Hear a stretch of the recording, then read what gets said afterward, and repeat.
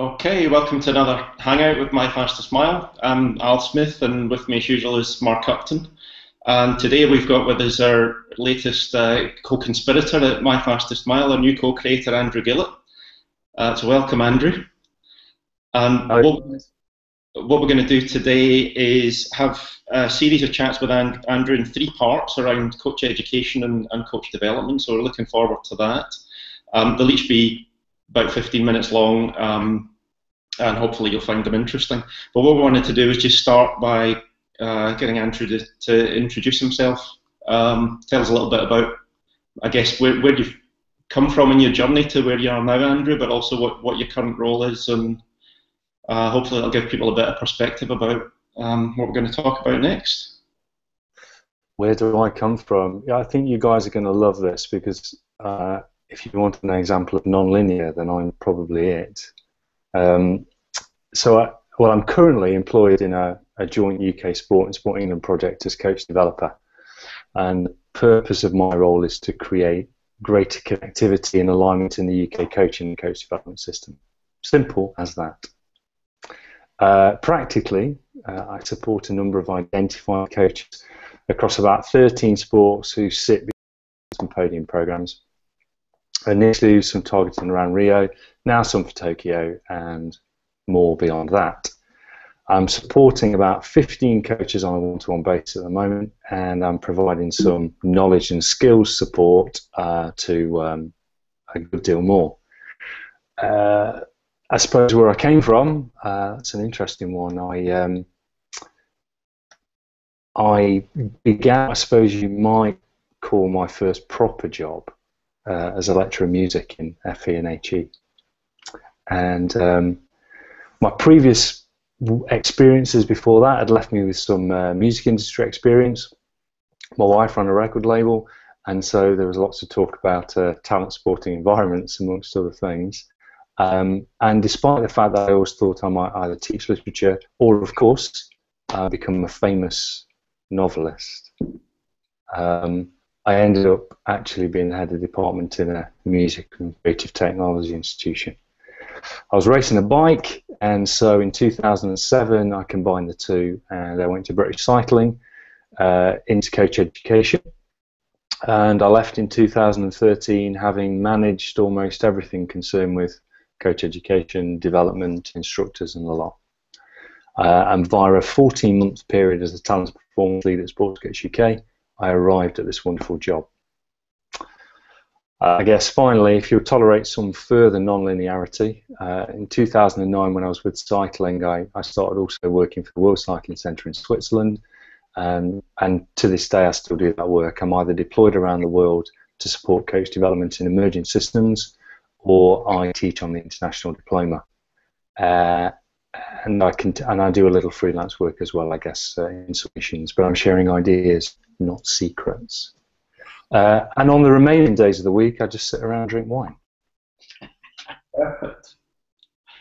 It's really interesting that you're self-confessed non-linearity. Our last hangout was with a really interesting chap, Mark Sullivan, who coaches, Irish chap who coaches in Sweden. And yeah. Mark's had it's fair to say, a pretty non-linear journey himself, and a little bit of musical background as well. Ah, really? The one thing you didn't mention along the way is coaching. Have you ever coached cycling, coached any other sport, and do you think that's an important part of being an effective coach developer? Yeah, that's an interesting question. So I have coached, and I still do. I still coach two domestic mountain bike athletes. Mountain bike was my sport, including an elite competitor, and I have them for, I think with her I'm in about third or fourth season. So, and I have coached for a long period of time. I guess I left that out because I thought even you and Mark might struggle with the level of complexity I was introducing in terms of just my introduction. So I have. In terms of whether that's important, that's really difficult to answer, Al, because I have coached, I am coaching, and I am working as a coach developer, and of course I think that despite all of my background being a bit of a soup, every ingredient's really important. So I don't think I could do my job without it, but I don't know, it's tricky, isn't it, to be able to know what the essential ingredients are and what they're not, and what one might get away with. Well, hopefully we can delve into a few of them. I guess we wanted to start this first part of the Hangout talking specifically about formal coach education. So we're just really interested on an open forum. What your views on coach education, I guess, historically and currently are? Yeah, I suppose historically that talk's going to seem somewhat negative. I suppose I think we've come a long way from over the last 12 years, and we've moved to a point where coach education is at the very least beginning to recognise coaches as a consumer, that coach education has got to change to facilitate coaches' learning, as opposed to it just being a very rigid structure for them to fit into. But broadly speaking, coach education has assumed and continues to assume a very linear approach to coaching mastery.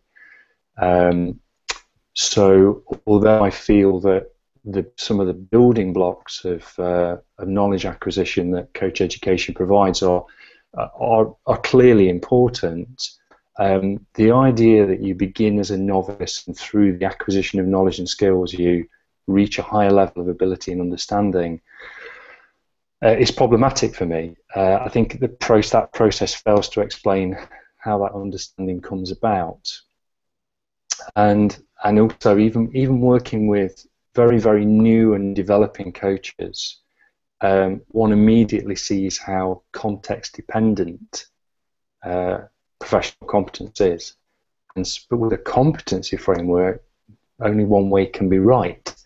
So coach education in that way, I think, has unfortunately in the past has coerced coaches into a very hierarchy of knowledge, in which those with more knowledge are superior coaches to them, and those with less, and there's nowhere differentiating between good coaches and bad coaches except by being levels 1, 2, 3 or 4. So I'm critical in that way, Mark. I am critical of it in that way, but I do think that there is a growing understanding of a need for understanding as opposed to knowledge acquisition, and also flexibility in delivery. But I think there's quite a long way to go. I guess within all of that, of course, and we've had this dialogue on multiple occasions in the past, is wrapped up the Western approach to education in general. Of course, what we end up doing is putting coaches in a room and as you say, imparting knowledge in a pretty formal, linear manner. Often these days from a host of ologists who come in to impart all their expertise and knowledge. And I guess not wanting to, well, actually, yeah, let's be a little bit negative for a while, because I think this deserves some negativity. I still see far too much of that approach now, and I guess what I'm interested in is whether there's still a place for classroom learning for the coach, and what place it has, if any. Yeah, is there a place for it? Well, concerned as it is with procedural knowledge, I think there is a place for it if you consider that, if you take the standpoint, as I do, that a good deal of coach education has been for the governing bodies as opposed for the coaches. Don't necessarily think it's been about the development of practitioners, but more about the creation of a workforce. So from that perspective, negative as it is, there's definitely a place for it, because it's actually been very successful in doing that. From a practitioner point of view, which is obviously what I think the three of us would be more interested in, I think things are changing, but things do need to change.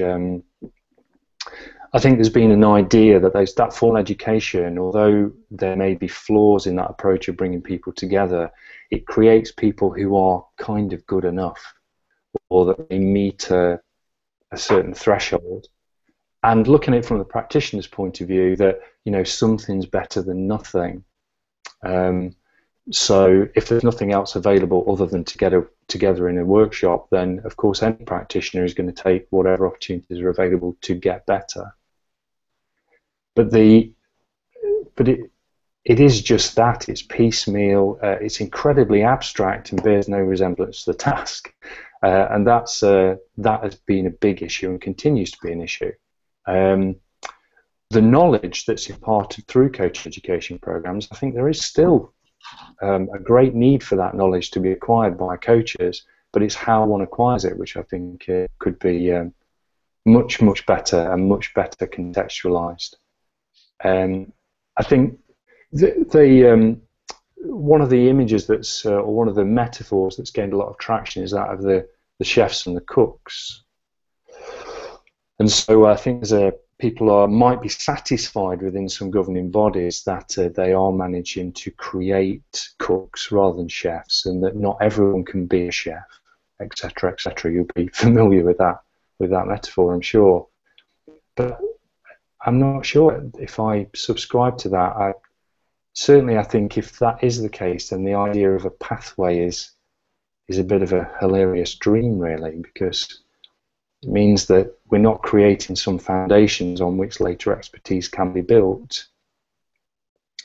And again, I would ask the question: if we do need cooks, then who do we need them for? Is there an identifiable population of athletes, young developing performers, who don't need someone who can think reflexively or reflectively, or who can mess with the recipe? And who exactly are they? Where do they live? And why is it that they don't require a chef? Why is a cook okay? Yeah, I mean, it's certainly something I'm sure Mark will have an opinion on, but again, we talk a lot about from the get-go, the importance of coaches creating a very dynamic learning environment, and I can't see a space for a cook in that anywhere, really. Mark, you want to? Yeah, I think we'll probably get on to talking about the future, I guess, in a little bit later. But it already brings that into play in terms of, I think the cook will become redundant, if you like. You know, we've already seen this week our friend from Kenya, the javelin thrower that's just won the world championship, and YouTube and self-coached. If all you can provide is a cooking expertise, learners will be able to seek that out for themselves, whether that's athletes or even as we go up the level, where that's coaches as learners themselves. So I see more and more importance, on the chef, if you like, if we continue that analogy, and the cook basically becoming redundant, or athletes or players themselves being able to self-serve in that sense. Yeah. I think there's also, sorry. No, you crack on. I think there's also the element of not simply that if you, for want of a better word, if you provide education opportunities, knowledge acquisition events which create cooks, not only does it become hard for that cook to then develop later real declarative expertise, there's also the issue of education development as a whole being affected by that good enough approach. We are more connected now than we've ever been, and that's a wonderful thing. And when we talk about the future, I think we'll be able to talk about how we might exploit that. But if you like, to use a crude analogy, that an ill-informed butterfly of a workshop flaps its wings over here, and it rains on the coach's developments elsewhere. We are interconnected, and creating a good enough system really does cause problems for development of expertise later on. Yeah, I get the phrase you used there, really interesting, is good enough. And why is it that we're settling for good enough? Well, it's because creating a better, more dynamic learning environment is really effortful. Although one of the challenges we face in helping coaches do that is that, although, and we've talked before about this business of hands-off coaching, is actually a lot harder than if it's instructional hands-on coaching where you're just providing recipe for the cook. The job of actually shaping and shifting a learning environment to meet dynamic needs is a lot more work.